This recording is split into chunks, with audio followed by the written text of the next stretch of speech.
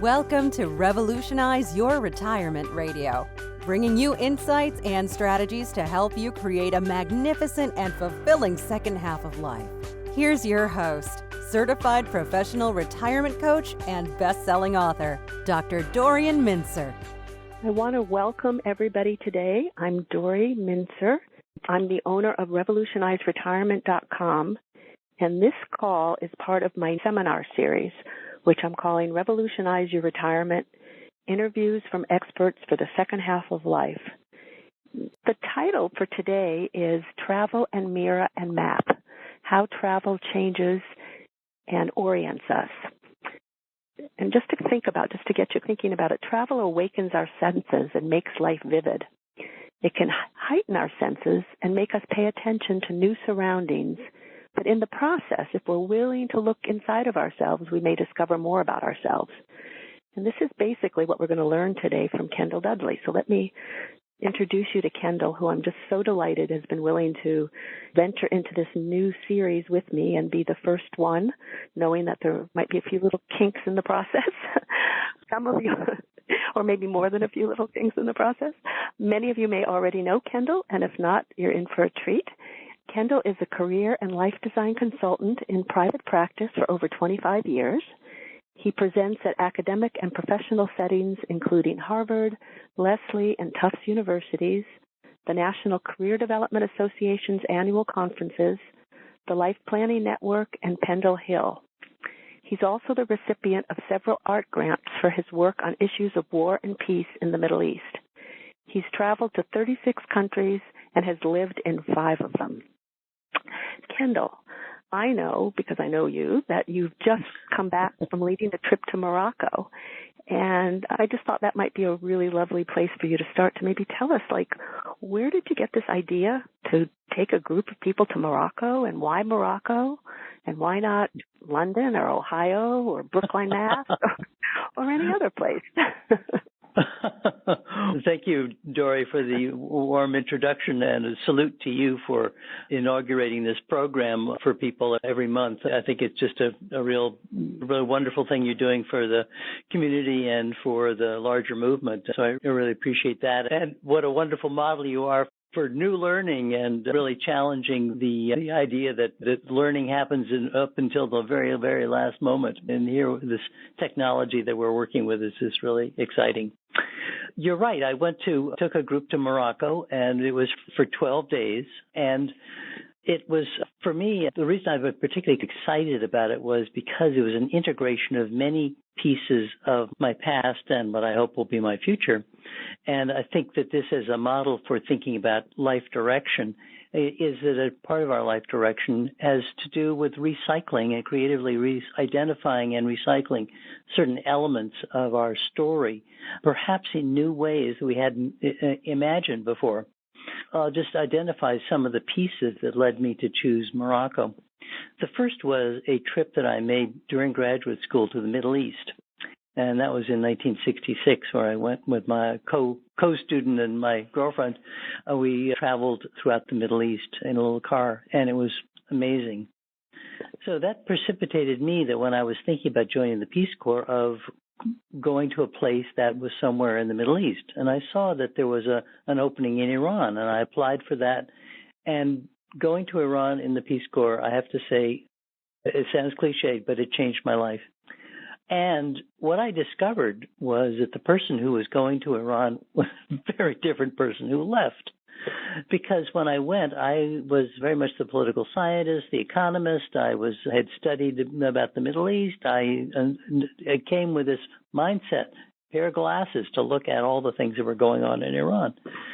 And when I left, I was interested in those things, but they had become secondary to a much more a deeper connection to the culture, the religion, the art and architecture of the country. Because what happened was a transformation from the Kendall Dudley who was operating under a sense of who he ought to be, versus the Kendall Dudley who was leaving Iran is the Kendall Dudley who is.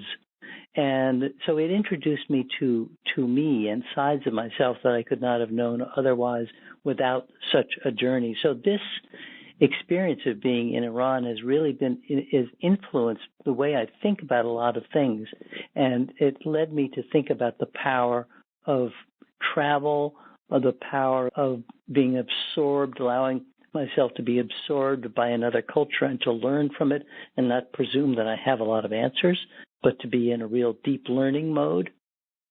And so this idea of, at some point, wanting to take people to a place that has some of the qualities that I particularly find engaging, in this case, Islam, the desert, the life of a more traditional culture, and to see what could we learn from that.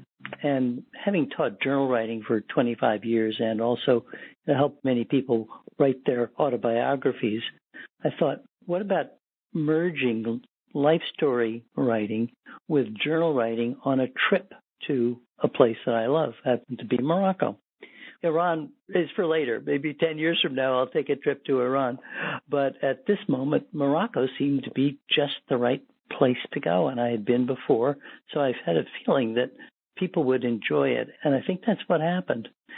And when I came back, people asked me, well, what was the trip like? Was it fascinating? Yes. Was it fun? Yes.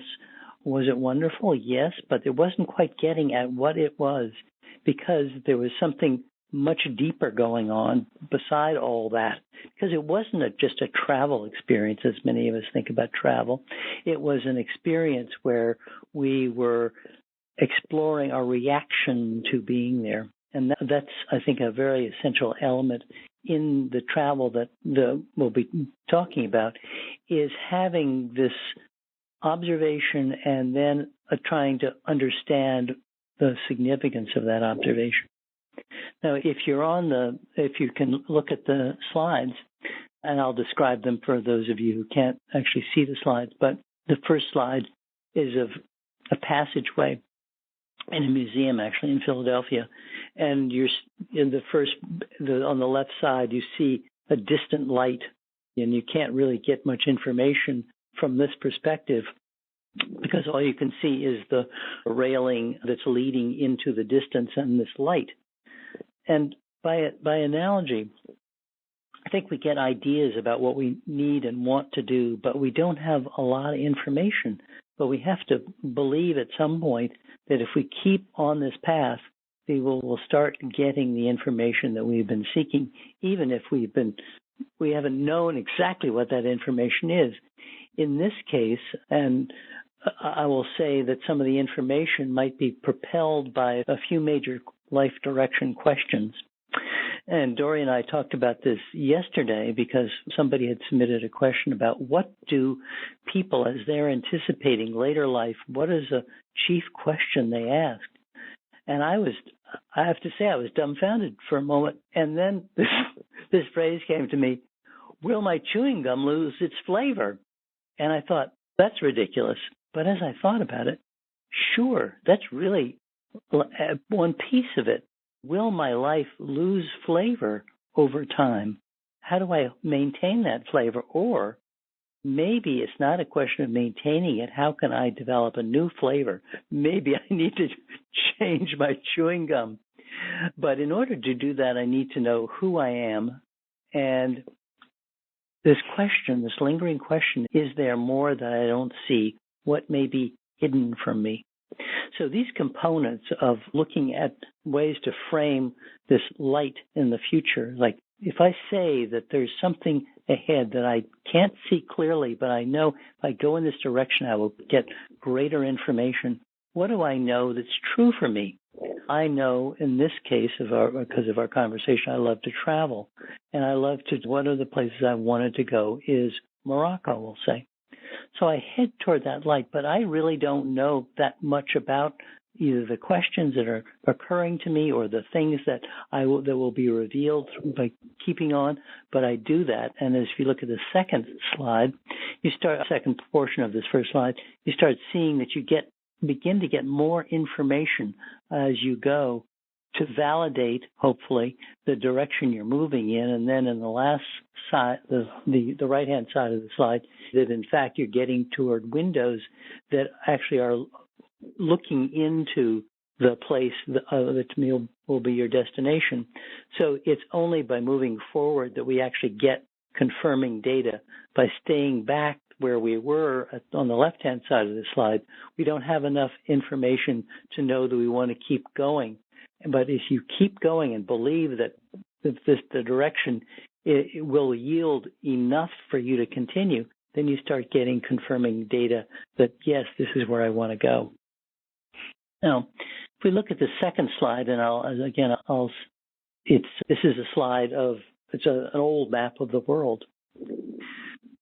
Where would you go? And then this is a question where we start looking at our own life story.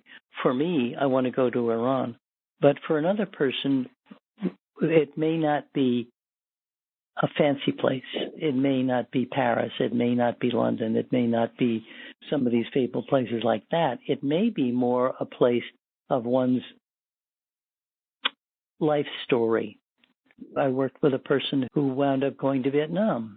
And why did he go to Vietnam? Was not because he wanted to see beautiful Vietnam. It was because one of his very best friends had been killed there.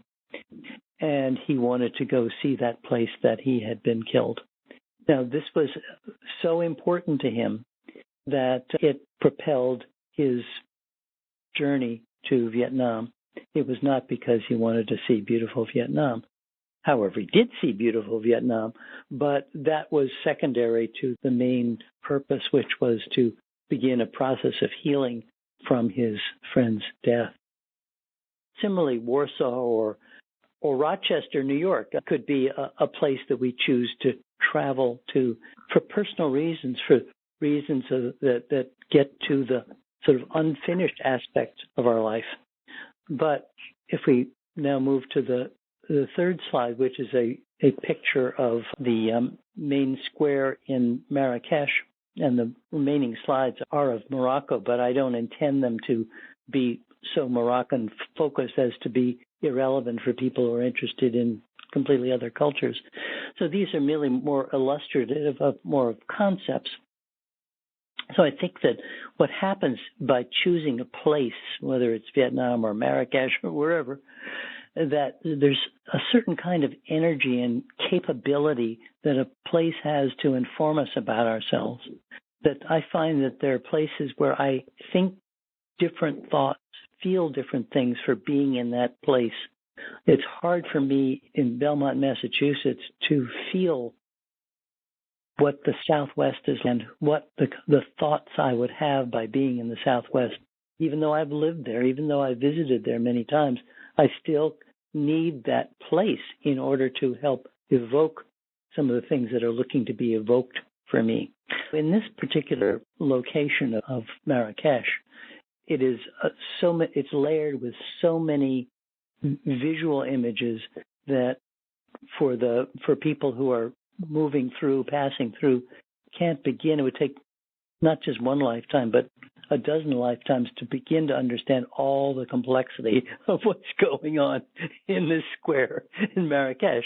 Because if you see this picture, but I'll identify it, there's some buildings in the background, low buildings. You see a minaret on the upper right, but below it are acres of open space where there are merchants, acrobats, fortune tellers, snake charmers, dancers, amulet makers, women who come from the villages who hold men spellbound by stories they're telling.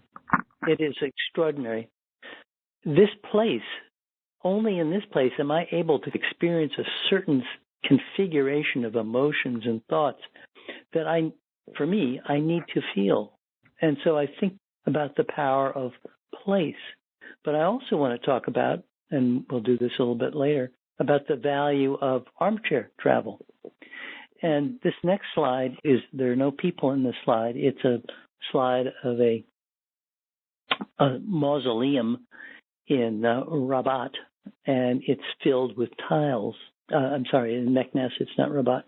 It's filled with tile decorations. So there's this sort of abstract quality to it. And yet, in this abstraction, there's a way that I find that my my mind kind of blurs and my vision blurs because of the extraordinary decorations, and I go into the sort of middle gaze where I find that I'm in a place that it's hard to be in without being in this particular place. And in this particular place, I'm open to looking more deeply at what I notice. And I'm hypothesizing in this particular slide here that compelling ideas may first come as metaphors or abstractions. We may first be attracted to the beauty of a water fountain, and there's an illustration of a water fountain on the lower left of the slide. We may be attracted to the beauty of a water fountain, but later realize it's not the water fountain that we're really focusing on, but it is evoking something for us, and what is it? And maybe it's a link to nature, through the water. Maybe it's a link to health, because here in the mausoleum is a source of clean water. And maybe more specifically, because of your own personal story, maybe it has to do with the welfare of children. In the way that the place can evoke for us a string of ideas, some of them metaphoric, some of them kind of abstract, but by applying our own life story to some of the things that we're attracted to, we may learn that, in fact, some of our deepest cares are reflected in that water fountain. But if you were just coming across that water fountain, walking by it, you just say, there's a water fountain. But with the kind of asking the question about what am I seeing here that may be trying to tell me something about myself, that this water fountain becomes a source of intelligence for how we may spend some of our time and resources together.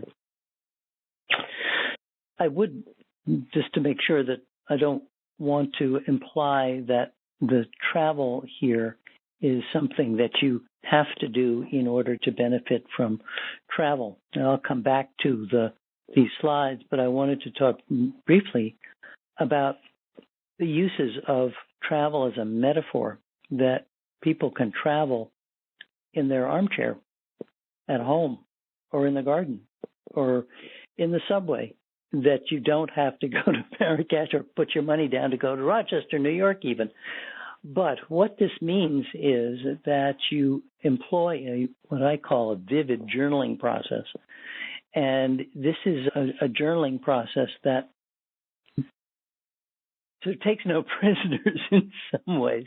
It really looks at what is and what our memory is and what the truth is of our story.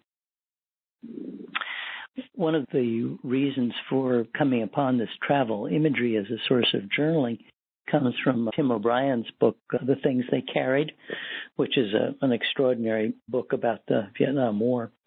And The Things They Carried is really the story about looking at the deconstructed backpack that an Army person uses into battle, that takes him into battle. And by looking at what it is that they carried, we found out so much about what life in the trenches in Vietnam was like for these guys. At the time they were guys, and now they're fortunately or unfortunately women who are also involved in wars. But what's in their backpack? And by learning what was in their backpack, we learned a lot about them as individuals, and we learned a lot about the war. If we think about using that metaphor of the backpack and traveling, that if we look at any moment in time, we are carrying so much with us. We have roles, responsibilities, burdens, joys, fears, anxieties, all kinds of things that are with us.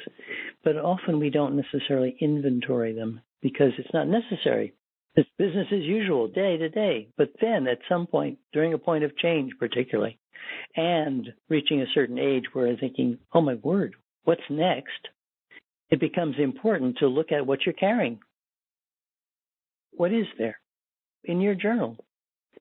Draw your backpack.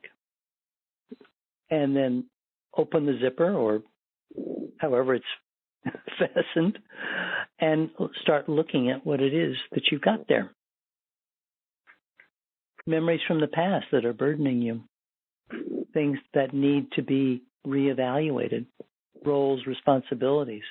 What is it that needs to be taken out of the backpack, re-examined, refashioned, buffed up, repainted, and put back in? What are those things that you've been carrying that shouldn't have been there in the first place? Old aspects of self, habitual actions, habitual things that we do without kind of thinking anymore. And then thinking, what are the things around me that I actually want to put in my backpack? So there's very sort of careful analysis of looking at what are those things that are there that need to be carried. One of the quotes from Tim O'Brien's book is that you heat up the truth. And this is, I think, what has to happen on the cusp of entering elderhood is heating up the truth so it becomes more vivid for us so we can act on it. And there's a handout on the website here. It's called Seven Stops on the Self-Discovery Express. And they go in more detail into this process of creating a vivid journal for writing your journal at home, on the road, taking it wherever you go, take it on your travels. And some of these questions were the questions that I asked the people on the trip to Morocco. I just wanted to comment that I'm really loving the metaphor both of travel and the backpack, and thinking about at this stage of life, it's just so appropriate to reflect back and think about what are things we can let go of, what things do we want to take with us, and the shifting lenses that you're talking about. Kendall, I want to go back now because I know you were getting people to look at the handout and really beginning to tell us a little more about the 7 steps that self-discovery and some of the questions that are helpful to think about. Back to you.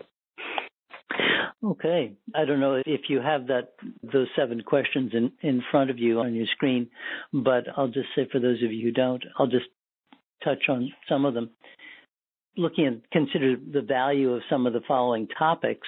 Family and social histories you were born into is one. And I find this so compelling to sort of think about that we tend to think of, and when people often start their autobiographies, they start at 0 or some early memory.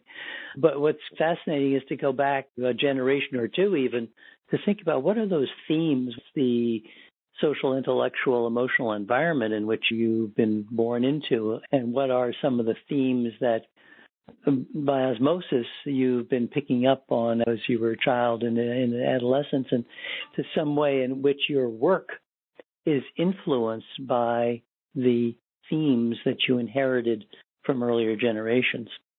And I know that I got a lot of themes from my mother's side of the family, and they keep awakening for me. And as I do my backpack and explore it and take it off and open it and see what's there, there's a lot of stuff that is there that was put into that backpack way before I was born. So it's really intriguing to look at that. I want to move next to childhood heroines and heroes, because there's a lot of work being done in career theory about the idea that our heroes and heroines in childhood are really expressions of both our own capacity, but the things that we needed to do to fill in for the missing pieces in our life. So that somebody who needed to be stronger would be attracted to a childhood heroine or hero that embodied strength or mystery or problem solving or great dexterity, or something that may either be a sign of what you have or needed to have then, and how that role and that image of the early heroes can be useful in thinking about who you are later on and how your work may embody that. And one of my heroes was Hopalong Cassidy, and one of the things that he did good, but he was invisible. And part of that invisibility is good, but another part is that the invisibility part at some points is not good. And one of the ways that it manifested in myself was I worked as a photographer, and I hid behind the lens for a while. And that was my mask. I wore the mask of a photographer who is behind the lens rather than thinking about what it would be like to be in front of the lens. And so that was important because in my growing up, I needed to not be present. I needed not to be seen, because to be seen would have been to make too much of a racket. Just as we look through some of these things, they're quite fascinating to see how they play out in later life and how we may be still dealing with these things. And that becomes part of we switch over to number 6. What are some of the life-shaping experiences you witnessed or been part of? What may be their residual impact on you even years later? How might they express themselves in terms of determining what matters in your life? Do they suggest ways to make a difference? Thinking about the very things that we have encountered in our life that maybe we struggled with, that when turned around become the source of inspiration for work we are yet to do. And that work may be in paid work, it may be volunteer work, it may be self-appointed work of some kind that really addresses that unfinished relationship that we have to our life story.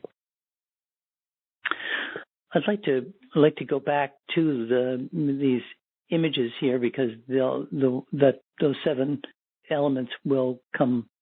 This next slide is of a window with light pouring through it into a darkened area. It has an abstract kind of quality to it.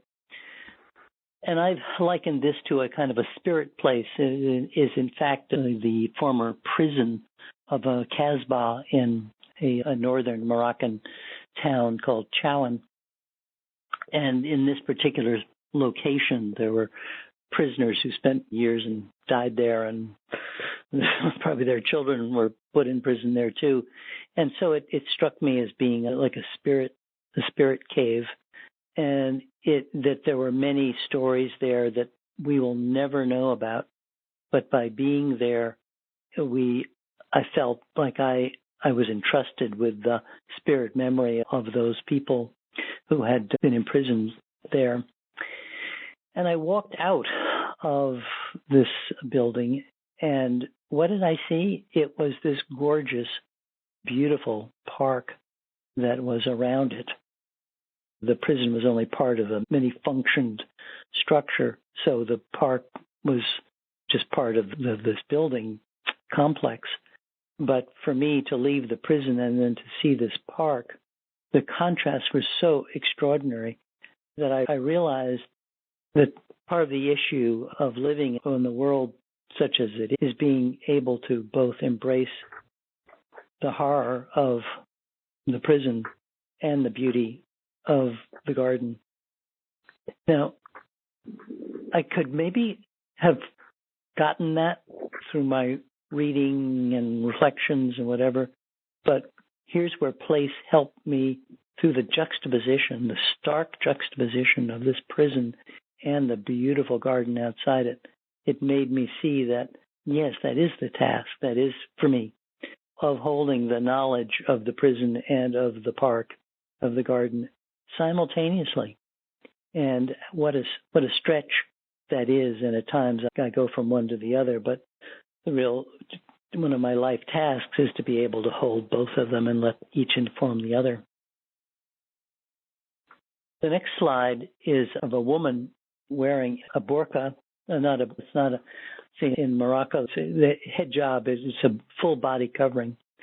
And you can only see her eyes, but because the front part of her veil is pulled up over her nose, she's completely in black except for her eyes exposed. But what's interesting is that she's looking at a computer. She's in an internet cafe. So I'm thinking, this is Friday. And one of the screens, you can see that there's the beginning of the Quran, the Basmala. The written is right on the screen. So presumably she's doing something that's related to Friday. Here she is, internet cafe, woman in black. Okay, woman in black, but internet cafe, it's a little odd. I go over and I actually look at her screen, and she's playing online poker. Like these images of what is happening here? I thought I knew what was happening. I don't know what's happening at all. And in particularly, the way women dress in Morocco is constantly turning over assumptions, because I'll think one thing because the way the person is dressed, and then they'll hop on a motor scooter and zoom off. Wait a minute, but a person who wears that clothing wouldn't get on a motor scooter, would they? And then I had a woman who was dressed as this woman is, but in brown, gets into the train with me along with 5 other men. We're all squeezed into this compartment, and I'm thinking she can't wait to get out. All of a sudden, she is. I couldn't understand. She was speaking Arabic. She started regaling the coterie of 5 other guys there, and she had them in stitches telling these stories. And I don't know what color the stories were, but they were sure having a good time listening to her. And when her stop came, she got out and she left them laughing. One never saw her face, but just he had this personality that should have been on Moroccan TV. It was astounding. I'm constantly aware that my assumptions are, if not wrong, they need editing. And the assumptions I bring to my everyday, when I walk out the door today, I assume I'm going to see all the things that I'm going to see. I don't look more critically. I don't look more carefully to see that, in fact, along the row of grass has grown up a few new flowers from the last time I noticed. The neighbor has a new, interesting car. Wow. If I'm just going to see business as usual, I'm not going to notice these things. And what travel, by the travel metaphor for me, is that my goal is to try to have the same awareness that I use when I'm in Morocco, when I'm here in Belmont, Massachusetts, going about my day. Because if I'm able to do that, I'm able to see changes that are happening in me. I'm able to see changes happening in my partner, my children, my friends, changes in my work so that I become a little more available to people and I'm more interested and involved. But if I think that I have nothing more to learn from it because I'm not, quote unquote, traveling, then I'm missing that opportunity to live a vivid life. Because I think if it's not going to be vivid, hey, what fun is it? This last thing I was saying, a quote from Tim O'Brien, the thing they carried. Story truth is truer sometimes than happening truth. And this is I find in the writing about our day that we can experience it in a different way than when we happened it. That is, that by putting language to it, by putting language to that row of new flowers, by putting language to the fact that my daughter has graduated from nursing school, and to really write about it in a way that helps me learn what our updated relationship is and who she is in the world is a gift, so that the story truth may be, in a sense, more real at times than what we just experienced, because it's examining all that's really the fascinating aspect of this travel experience. Sounds like it's being open to all of that. And I do have one question from a listener at the moment that I think relates quite well to what you're talking about now. It's Keith from Cincinnati, Ohio. And Keith comments, Kendall, great points, thank you. And what he wants to know is, what have you found are the key reasons why people don't embark on this journey of discovering their life direction? What gets in the way? So I wondered if you might be able to comment on that. Sure. Thank you, Keith. I think that there's a lot of fear about what we'll find. And I can say this from some of my career counseling clients. There's an aspect of regret. What if I find at 50 that I wish I'd been a violinist all my life? And so there's a way of protecting ourselves from that kind of awareness. What if I discover that some of the things the people I admire, the relationships that I hold dear, whatever, when I take them on a shakedown cruise, they don't hold up as much as I'd hoped they would. And so that it's this fear that some of our assumptions about how the world is and how we are and our relationships are not as they are. So I think that there's that part. There's that fear that the time has passed us by. And just to say the opposite of that, that this is really that we have so much energy for the moment now. And isn't it better to choose that, to know more now, so that the remaining time we have is full of life, even if we've been on restricted rations up to this point. And I think that the part of it is not having a framework for doing it. It's like, how do I do it? If I'm curious, but I don't know how to do it. By looking at certain frameworks, and I do think the backpack is a kind of an intriguing framework with which to look at it.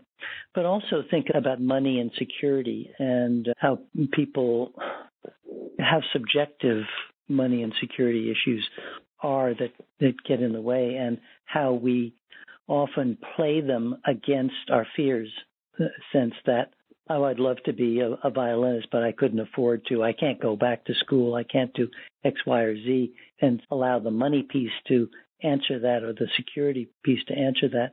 And it may be the case, but if what the effect of it is not to embrace the essence of it, the essence of the violin ship, we'll just say, it may cut you off from not seeing that you could study in an adult ed center, that you could teach music in a school setting, that your love can find transformation in some other way that doesn't cost a lot of money, or maybe it costs almost no money, but it's more rearranging how you feel about those existing things. There are no simple answers, but I think that if we can think about the concept of creative risk-taking, that there are certain risks that we need to take in our life that are essentially life-giving or creative, and that there may be some rules that we have been living our life that are such that they prevent us from living the expanded life we want. So by looking at those rules that we live by and what we're sacrificing by their continuing adherence to those rules, we may be able to awaken our interest in living more vividly.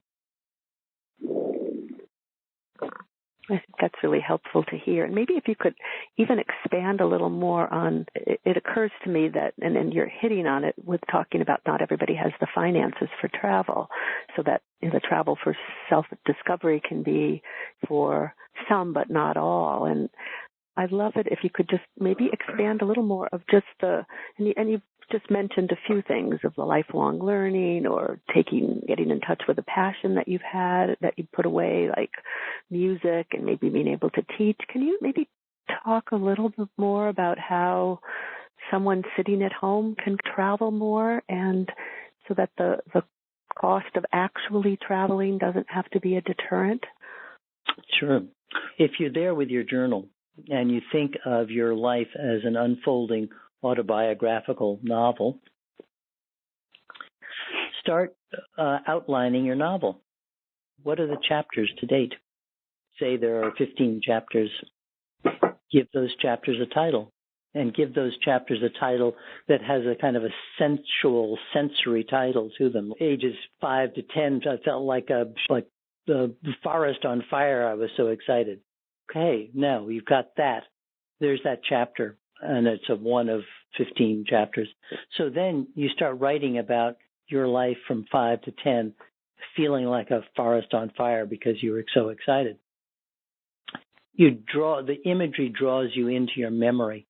And as you do that, you realize that there are many things that were going on. Some were fire-like and others weren't. Some that were related to your family and others weren't. Some were related to the time in history that when you were 5 to 10. And sometimes the links between if we look at sort of the things that are going on simultaneously during key moments in our life, like while I was thinking about the Peace Corps, the Vietnam War was going on, and my mother had died 5 years earlier, and I was still mourning her, and start seeing this sort of vivid coloration of ongoing simultaneous activities that start to broaden out our life at any moment. And we start seeing that certain things were happening well, there's a lot of other things that were happening that I'm noticing now. And I'm seeing the connection between, we'll say, myself at that certain age and my mother having died and the Vietnam War going on. Why do I notice that now? And what is that telling me about how I see my story now? Because when we write our life story, we're writing it from the current perspective. Even we may use fictional devices to write from the point of view of a 5-year-old or whatever, but we're still writing it from the perspective of our current life, wherever we are in it. And what we notice about that life tells us about the things that are important to us now. That sure, the Vietnam War, and I'm realizing just in this conversation today how many references I have to the Vietnam War. With Tim O'Brien and these illustrations that I've just given, I didn't realize how powerful that is for me, but I'm getting really a combination of feelings of being angry and agitated and fascinated by that. See, I'm learning something about myself right now that I was, without this kind of conversation and this, I wouldn't have highlighted the Vietnam War so much. So I think that's what happens when we're doing this kind of journal writing, is that we're awakening our memory in certain ways and applying it to something. What is the application of the Vietnam War right now? You can't tell, or maybe you can, I don't know, but I feel like I'm in a slightly different state than I was when we certainly began, because of things that are being stirred up. And I think this is part of the traveling process. As we travel through our life, we get stirred up. And that doesn't mean that it's all going to be wonderful. Oh, I'm going to go visit Vietnam. No, it takes me back to my mother and her painful death, and it takes me back to all kinds of complicated things. But in that complexity, that's where the vividness is. That's where the energy is. And that's where our stories are that matter to us. And by looking at those stories, they help us tell us with what do we want to build the future. Now, what does that cost? It costs a couple of bucks for pens and colored pencils and a journal. But the real cost is, are you willing to go to take some creative risks, to enter into your past story and to the life that was on either side of that story, and really embrace it and see what's it been telling you, or what could it tell you? And the last thing yeah, go ahead. No, go ahead. The last thing you were saying, yeah. The last thing I'm going to say is a lot has to do with how you name your story. And so give the title to your unfinished autobiographical novel. And if you give it one title versus another title, it's going to feel quite different to you. All Night at the Emergency Room is going to feel different. And I'm just reading from the New York Times magazine here. All Night at the Emergency Room and Life in the Fast Lane. That those are two titles that could go for a person's life story, but one sees it as urgent and desperate and this kind of life and death situation versus being in the fast lane where things are moving very quickly. And if we have lived the life of the emergency room title as our story versus life in the fast lane, that we may be missing alternative interpretations that are lying just below the surface that can reveal to us a life that we have yet to live. Oh, that's really lovely, Kendall. And I think you've highlighted with the metaphor of travel, both actual as well as self-discovery travel. You've highlighted that, but you've also highlighted a beautiful way to think about autobiography, which is an opportunity to think about and reflect on our past, but also as an opportunity to perhaps get rid of or unpack, as you say, some of the burdens that we carry that can move us in a different way into the future.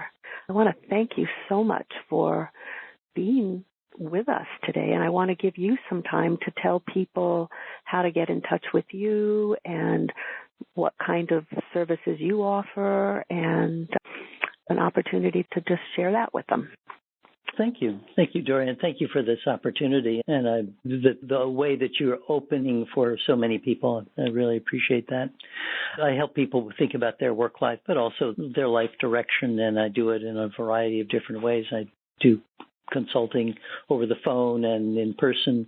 I do presentations, retreats. I do special events for families, organizations based around some milestone events, milestone ceremonies.